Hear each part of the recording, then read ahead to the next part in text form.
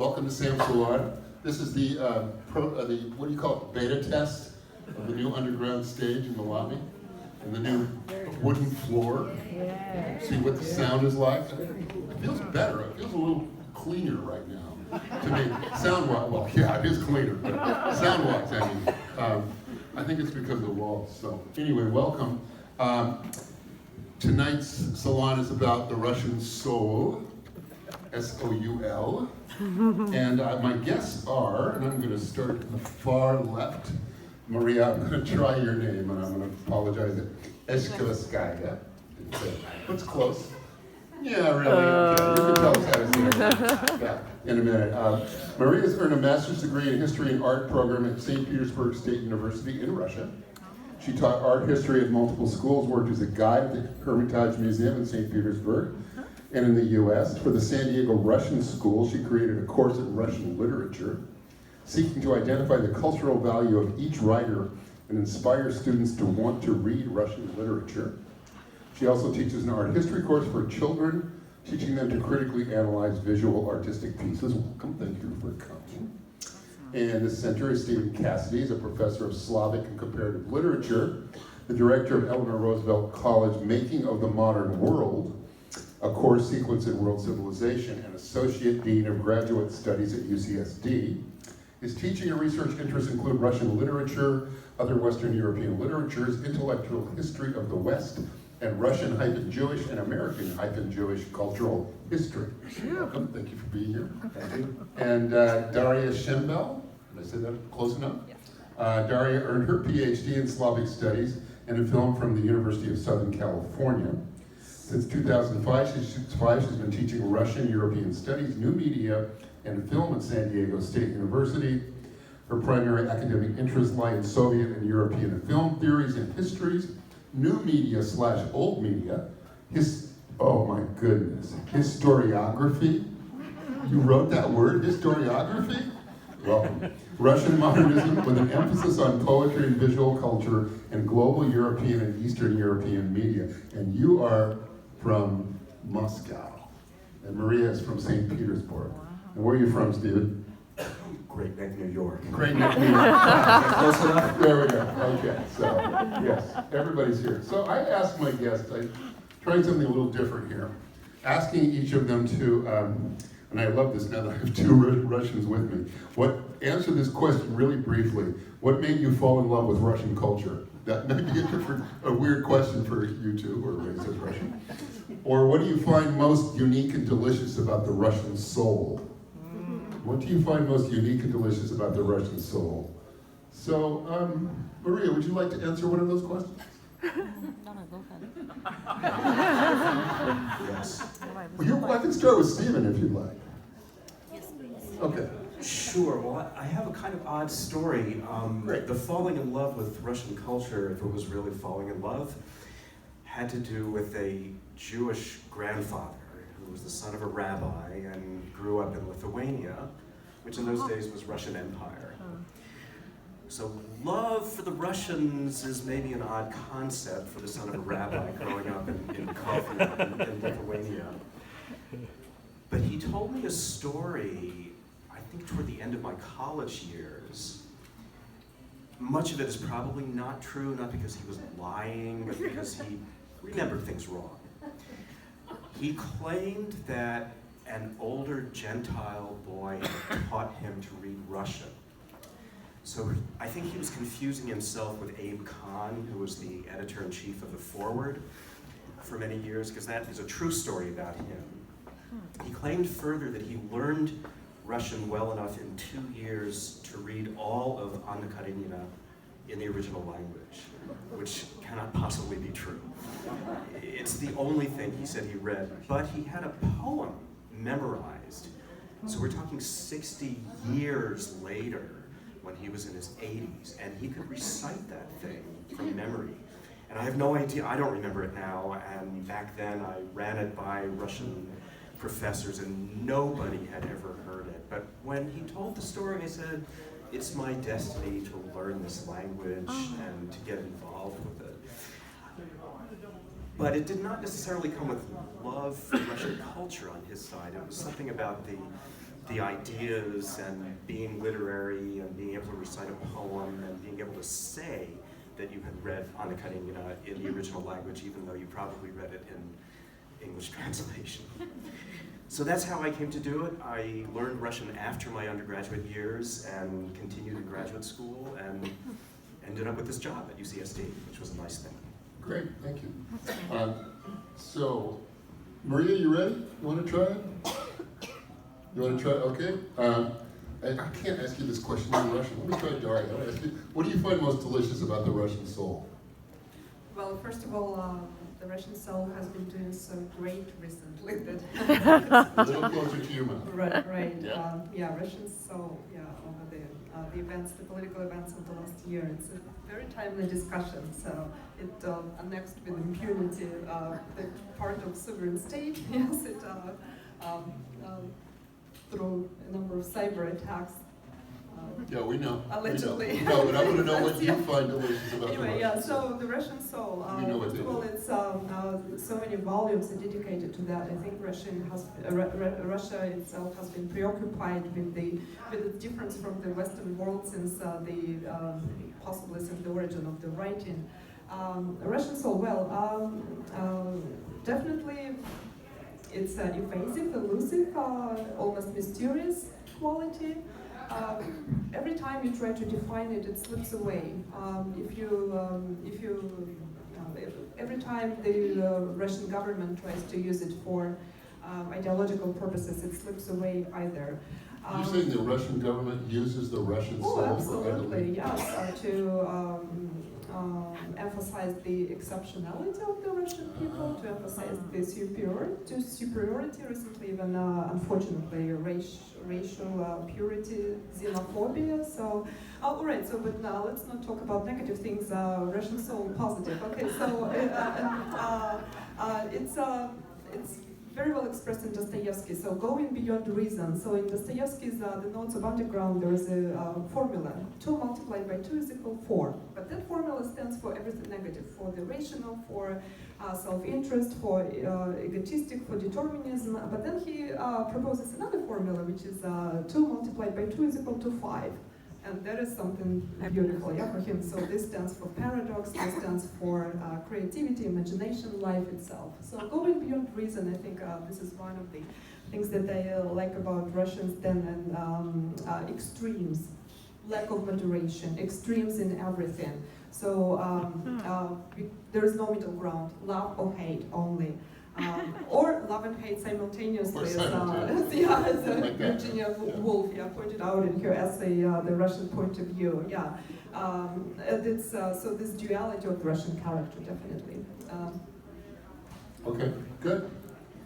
Maria, how about if I ask you this question? Is there a particular piece of art, or a piece of music, or a poem, or a song, or an image, or something that you think best represents the Russian soul? Sure, yeah. I was gonna say like about one particular characteristic and feature of Russian soul. I think that Russians, they're very sensitive to the nature that surrounds them. And that's why if you read any of the famous Russian artists, let's say Lev Tolstoy, you always see beautiful descriptions of the nature that reflects, or even adding so much of the, expressing so much of the feelings that the person feels. Let's say it's about War and Peace and Natasha Rostova, and she would not look at the face of the person that she likes. She would necessarily look in the window, into the sky. She would look into into the clouds, and she would dream, and she would talk to the birds and to the trees. So, and it's, I don't think it's exception. I think it's very powerful. At least I find myself living in San Diego, which is a beautiful city, gorgeous climate, and so on. But most of all, I miss nature. You don't think we have nature here? I don't think you have Russian nature. Well, we don't. What is the difference? Well, I grew up in St. Petersburg, and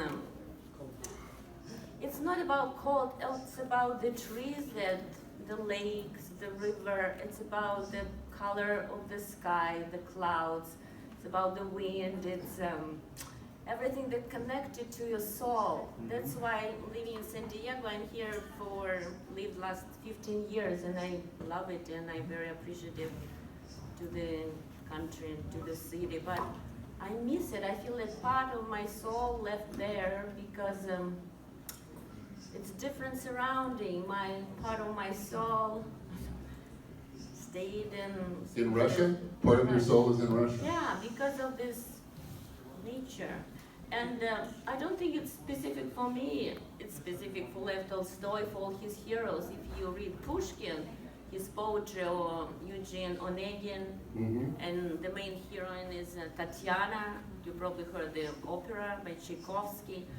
And it will be described as a very romantic girl who go to the woods and talk to the trees and trip about her love, talking to the meadows, to the flowers. And I can imagine her talking in the desert to cactus or something. No,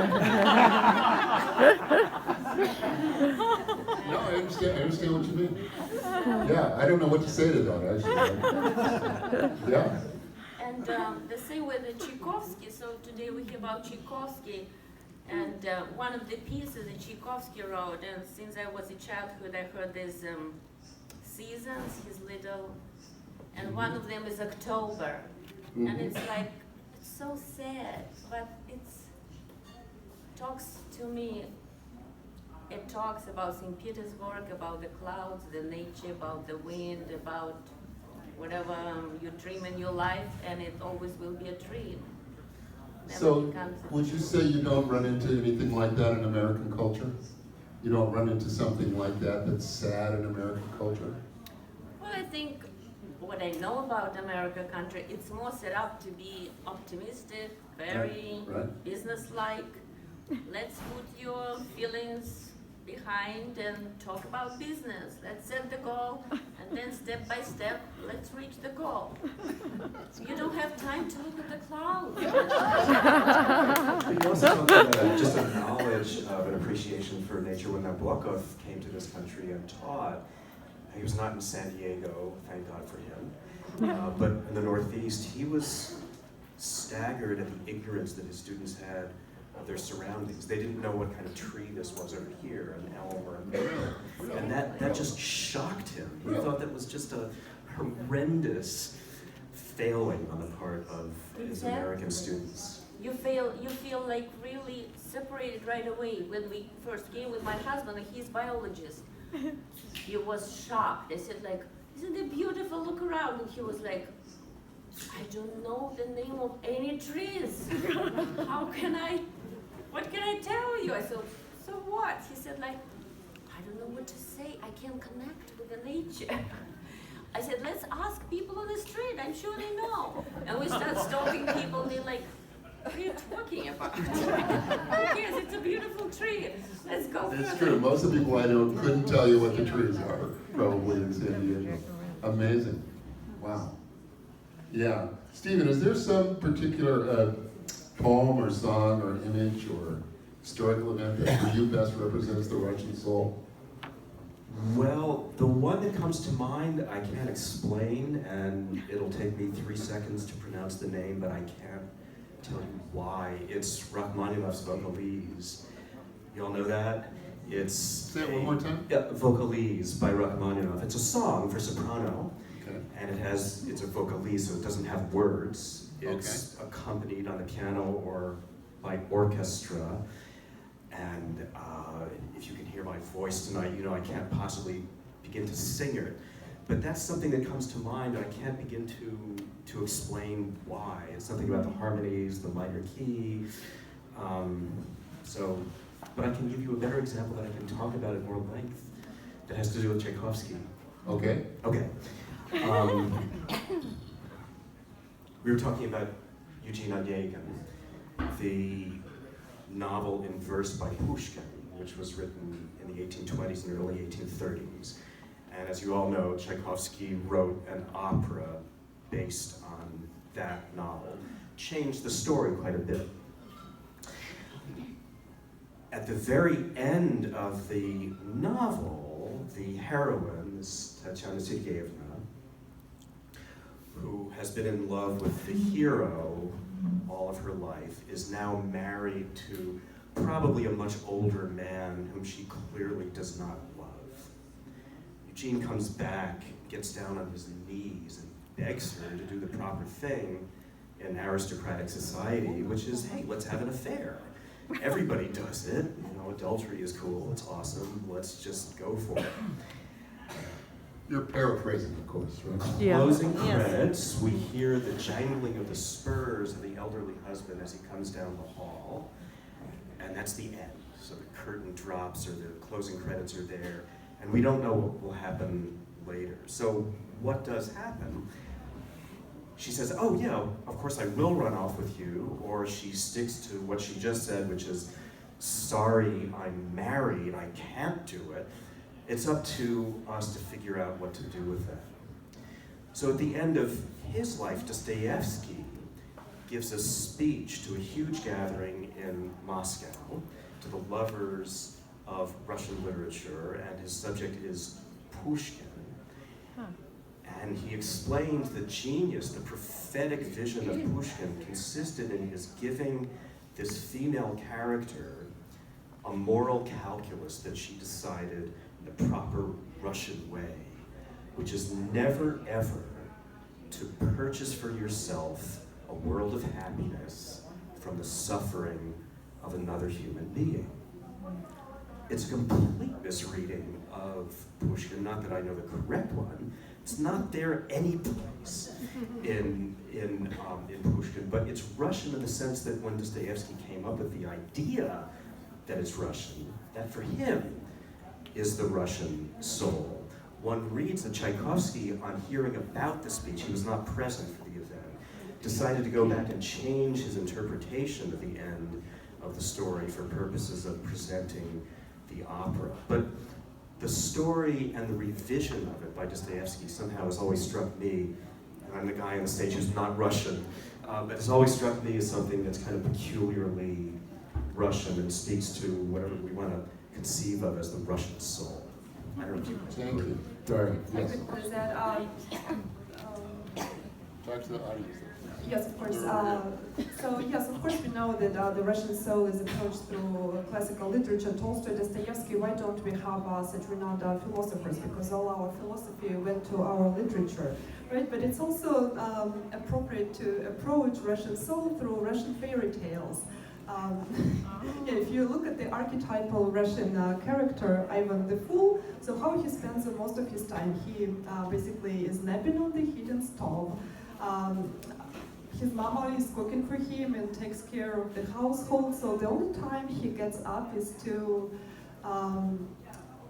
undertake some heroic feats. And then, And you're speaking of who? of the Russian archetypal fairy tale character, Ivan the Fool. Ivan the Fool. Yes, Thank you. so he always Look at this the way, end, he Daria, always this gets must the be- girl, always gets the money, always gets the prize. So how he does that? By some magical agents, yeah, that comes to help him at the last moment. And also towards the end of the fairy tale, he arrives at some eternal palace with eternal lights. The topography is never specified though, because the favorite directions in the Russian fairy tale is иди туда, не знаю куда. Go, I don't know where. So the topography is never specified. It could be, sometimes it's on the hill, sometimes it's under the water. And it reminded me of this episode in the Russian history when the Church of Christ the Savior was blown up, yes, in 1931. So the Soviets did that in order to build the Palace of Soviets instead of Church of Christ the Savior. However, the plan didn't work somehow because the soil proved to be inadequate for building the palace, and so they built the swimming pool. You know, a compromise, swimming pool. So this is exactly So the what were they underwater going to Russian build? They were palace. going to build a palace? You Yeah, said? yeah, but the soil proved to be ill. Couldn't do that. Yeah, couldn't do it. But then there was a compromise. The So they swimming pool. bought, and so why is that particularly Russian? Oh, why is that particular Russian? Because this is underwater palace, yeah, that I'm talking about with that specified topography, yeah. Okay. And another beautiful line from every Russian fairy tale. I was there. I drank wine.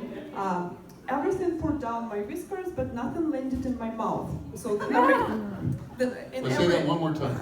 I was there, I drank wine and beer. You drank wine and beer. Everything got poured down my whiskers, but nothing landed in my stomach. So very strange. The narrator was there, but his stomach is empty. And so it also it personifies the duality of the Russian character, or alcoholic consciousness, how we call it. Yes, so You call it alcoholic consciousness? Yes. So the eternal question to be or not to be for Russians is to drink or not to drink. And the question is, the answer is self-evident: to drink. Yeah, alcoholic consciousness, because you couldn't survive without it. Yeah, everybody had a double life in the Soviet Union. So socrealism outside, but inside it was dissident literature. Then some bard singers inside and official singers like Kobzon outside. Yeah, so this doubleness. Yeah, it's and when it was demythologized during the post-Soviet time, it just shook the foundation of the Russian people. So Russians just couldn't survive without it. Yes, Without what? Alcohol? Without this. Well, yeah, that's why Gorbachev was so unpopular. They couldn't survive without what?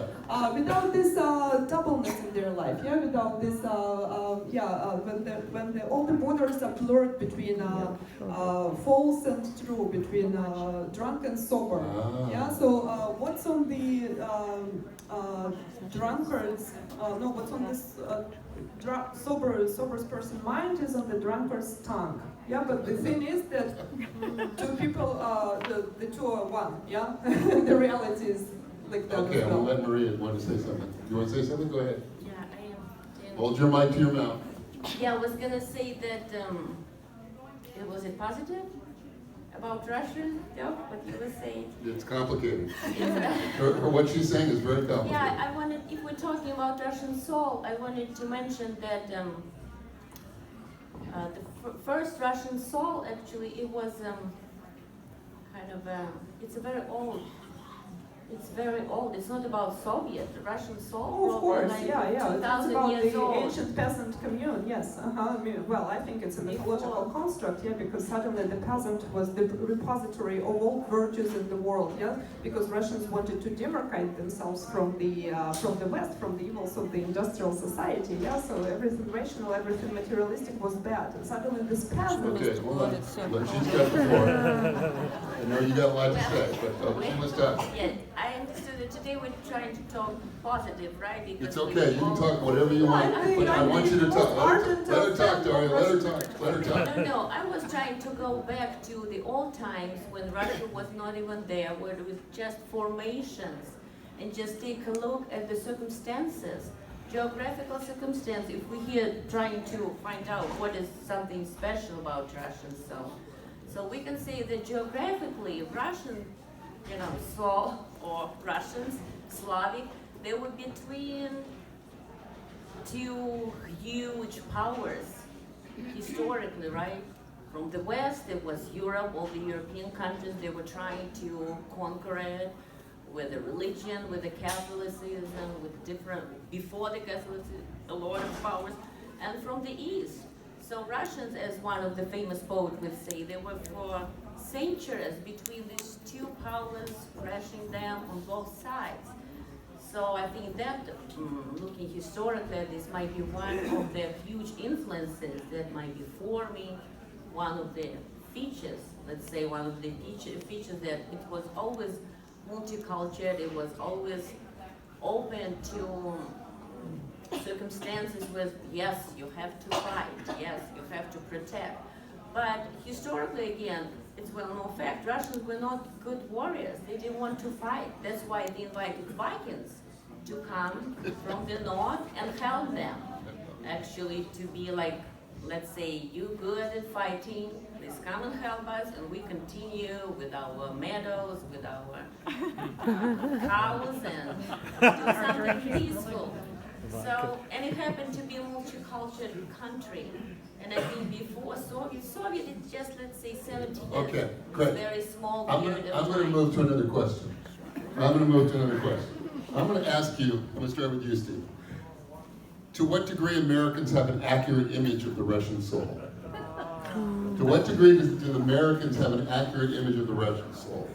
Now, that's a very awkward question, because It I is? am one. You're an American. If I say I have an accurate, do I have one, or other Americans have an accurate I'm asking you for a global perspective here. Or Well, let's put it this way. Russia has never been the favorite place of Americans. If you go back to the 19th century, it was the #1 place to mention as a negative example of a society and a political system. The worst thing you could say about a place was to compare it with Russia, because they were barbaric and backward and tyrannical and autocratic, and the Soviet period didn't help much either, because Americans certainly had a negative view of Russians at the time. I think what comes across is a lot of myths that we in the United States get, probably similar to those that you find elsewhere outside of Russia. And the Russian soul itself might very well be a non-Russian concept, something that's formed in the West to describe. I think of a scene in a production of Fledermaus that I saw many years ago. I don't know if this is written into the script, but the Russian character who appears late in the scene is asked some question, and his answer is, "I'm Russian. I'm only happy when I'm depressed." And this is sort of an image that I think has been sold outside of Russia about the Russian soul, that it's always about misery and depression and unhappiness and big, horrible, metaphysical, troubling questions. I wouldn't presume to say that it's inaccurate, because I have a better sense of what the Russian soul is, but I think it's a set of myths, and that's kind of a problematic thing. Daria, could you comment on that, please? Of course, yes. I asked my students, my Western students, my American students, about what do they think about Russians. So the first answer was really hilarious. So they said, first of all, whatever exists east of the Urals or north of Moscow, it's all the same. So Estonians, Russians, Ukrainians, who cares? But don't go too far south. Chechnya is different. So it's funny. Then the one they do get it. Bribery, dysfunctional, yes, but passion, which borderlines with madness. I know some Slavists at my department at USC who grasp the gist of Russian soul better than any Russian did. Yeah, if it's not a mythological concept at all. So you don't think it's a mythological concept? Well, I actually do. You do? Yeah. I do think that, because it's always presented as some utopian construct. It's Yeah, I'm the one who made up the title for the slides. yes, and somehow, well, yes, it was based on German idealism a lot. Yes, Schiller and Schelling.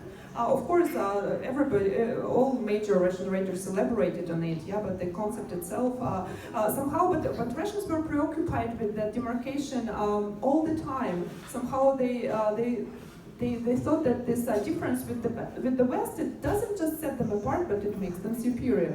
Yeah, and so Maria was talking about the Mongol invasion, and this is actually, there is a funny comedic part of that, because Russians think that all the majority of negative Russian qualities, such as despotism, brutality, rudeness, the use of obscene expressions, slavery, then particularly rude attitude towards poor folk and servility in front of the rich folk, those are qualities of Tatars that we inherited, yeah. But all the good ones. Oh, they're not Russians. But They're Tatars. that's all Tatars. But the good ones, like prowess, bravery, endurance, that's Russian. Those are Russian. I see. Of course. Do Russians, let me ask you this question. I'm going to turn it around. If I asked you, how would you describe the American soul? How would you describe the Maria? Yeah. What's the American soul to you? Well, it's pretty much abstract as we talk about Russian soul. But if we compare them, I would say Americans are much more optimistic, as I said. They always on the bright side of their outlook. They always very trying to put emotions aside and do business first. So they're very lively people, and they're very nice people. When I'm in Russia, I always have to protect Americans, because I think... For what? What do you have to protect us from? Because I think there are politicians that are trying to put us against each other. Oh, well, that's for sure. Yeah. And that's why people over there, of course, they don't live here. They don't know how good Americans are. So when I go there, I always have to fight with them saying, have you lived there? How many Americans you met? Oh, one or two? Fine, now you can make your... Well, we have that problem in the United States. Right, that's it. Well, we don't know each other sometimes. Have you met somebody like that? Yeah, sure. No, I met people that would judge Russians because they met one or two Russians. But actually, I never heard any bad words here about Russia except on TV when they start talking. Politicians, they're trying to say bad things about people, so it will be easier to control them. So Okay, I good. think Thank Americans you. are very nice people, and they've always been ready to help us when we moved to this country. Always, I never Okay. heard of. I always heard that they're very surprised to see. They would say like, "Oh, Maria, you're not a bad person." And I'm glad that we're not during Cold War, because if it was that time, I probably would have to kill you. Hear what she said? Wow. Okay, I'm gonna thank you. 1 minute. Okay, The American Soul. American Soul. I'll use another image from Russian fairy tales. Koshchei the Deathless, Beast the Deathless. So he personifies the West, that beast, yeah? But the hilarious thing is that he doesn't get to have a soul inside his body. His soul is hidden in the needle, and that needle is hidden in the iron chest, and that iron chest is located somewhere 9,000 miles away. So that's the gist of it. Who is yeah? this? It's a fairy tale A Russian character, fairy. yeah, which personifies the West. But the thing is that the Western person does not even get to have a soul inside his body. That's it. For Yeah, Russians. we don't even have No, one. no. So you can't tell me what it's like because we don't have one.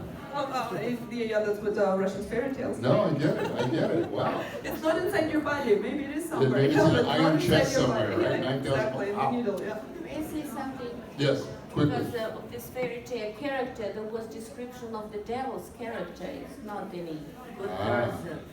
And I think Americans are very nice people. We know they have soul like Russians. They do know.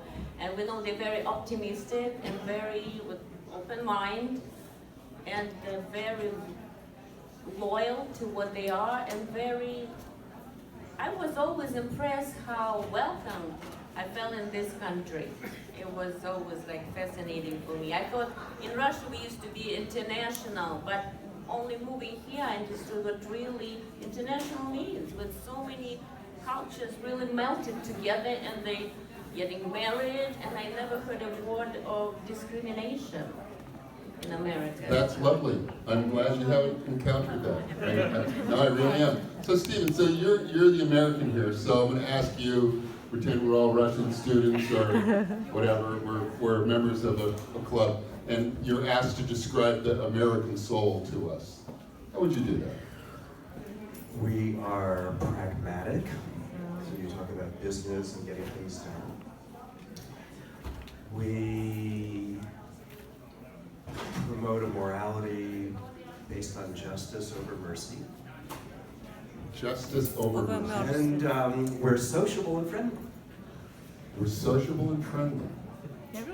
Daria, I can see you want to say something. Yes, Russian soul manifests itself the best when it's not around. So exile or immigration definitely inbreeds some peculiar nostalgia for the Russian soul. So when I was there, I never cared about it. When I came here, something was missing. Yeah, so probably the first thing that you notice that things are not messed up on everyday basis. Yeah, so there was something. Yeah, something yeah, everything works. Yes, but also something like you cannot call your friend at 2 a.m. and pour down your soul, all your existential concerns, all the practical things that happened to you over the past year. You cannot do that because the shrink is gonna. You can't do that here, you're saying. No, yeah. Because But in Moscow, you can call your friend yeah, at of 2 course, a.m. Yeah, here the psychologist is supposed to do that. So the Russian soul is restricted to office hours here.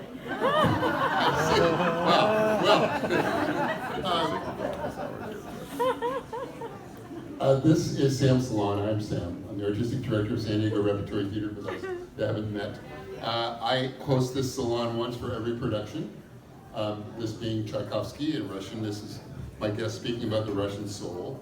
I'm going to conclude the salon because there's many people here tonight, and concession stand is open and restrooms, etc. I want to invite those of you who to come back to the next production, which will be completely different than this one. It's called Sex with Strangers. Sex with Strangers, yes, I said that. And it is a contemporary American comedy.